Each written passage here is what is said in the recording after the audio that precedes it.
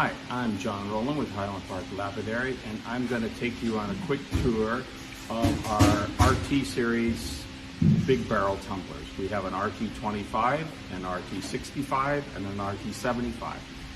The 25 has a 25-pound barrel, the 65 has a very large 65-pound barrel, and the 75 is 3 of the 25-pound barrels.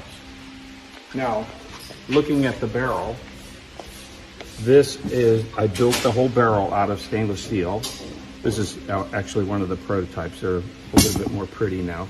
And then I used a real heavy liner. This is about 5/16 thick. And then the lid gasket is also very, very heavy. The liner's designed to be replaceable so that you never wear out your barrel. And then the top of the barrel is basically sitting on top of that, and it's secured with wing nuts. Now the other thing about it is on the big liner, you'll see this one is 6 sides, and some people don't like the 6 side for things like obsidian because the tumbling is a little bit more impactful, but for most jaspers and agates it's absolutely fine. But if you're doing softer materials like an obsidian, this is an 8-sided barrel, so the tumbling action's a little different in it, and you can put really big pieces in this. The other thing that I did on these tumblers is I wanted to simplify the drive mechanism. So, and I'll show you in a little bit what we use for the motor, but on the pulleys, I use a poly V belt. This is a V-style belt that's used in the automotive industry for fan belts, and it has replaced the old V-type belt because this is a much quieter running and it's got better grip, and coupled with the gear motor, I can keep the pulley size very small, and then because it's a gear motor, it's running at the speed that we want to run to drive the barrels at the appropriate speed, and so the wear on the belt and the pulleys is much lower because we're running slower. And then the other thing that allows me to do is I made a single belt guard, and this basically mounts on the end and covers everything up.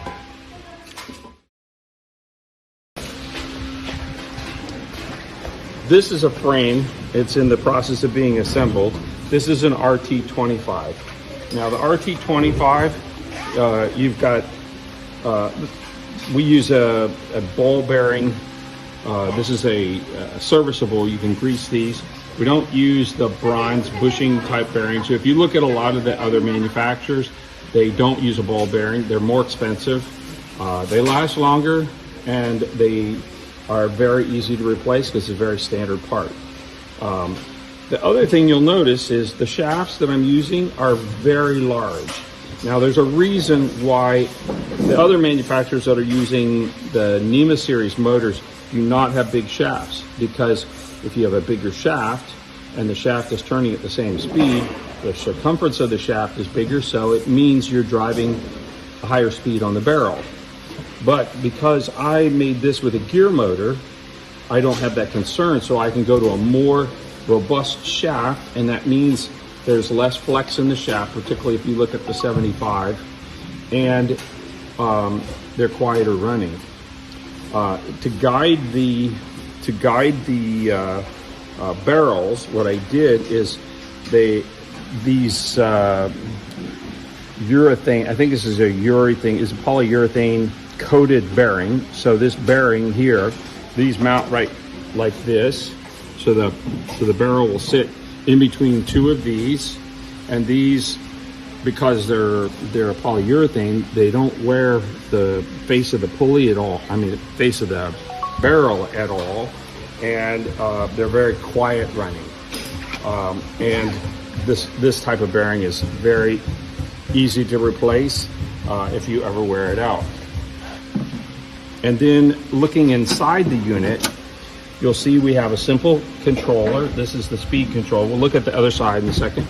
And then the gear motor. Now, you'll notice this is a pretty decent sized gear motor. This is a half horsepower, and the thing about brushless, this is brushless DC. The thing about brushless DC is brushless DC will use about 40% less current than the NEMA 48 half horsepower motors. So that means if you're running a tumbler non-stop, you're going to use almost half as much power. Now I'll turn this around and you can see the controller. We don't really need it, but we put a cooling fan in it because one of the things that I feel is key to a long life of motor and control is to keep it cool. So if somebody puts this in their garage in Tempe, Arizona in the middle of the summer, it's got the air being exchanged and cooling this motor. The control is really simple. It's just a little digital control, on-off switch, and then you adjust the speed. And like our smaller tumblers, you can put a piece of tape on the barrel and count revolutions because most of these are running below 30 RPM. And then you can decide exactly how you want to run it speed-wise and dial it right in. And the beauty to it is you have a choice to adjust it to a speed that accommodates the kind of rock that you're doing. And then looking at it overall, all of this is a stainless steel frame. You can see we're pretty heavy gauge stainless, and it's really durable, and it's going to last a long, long, long time.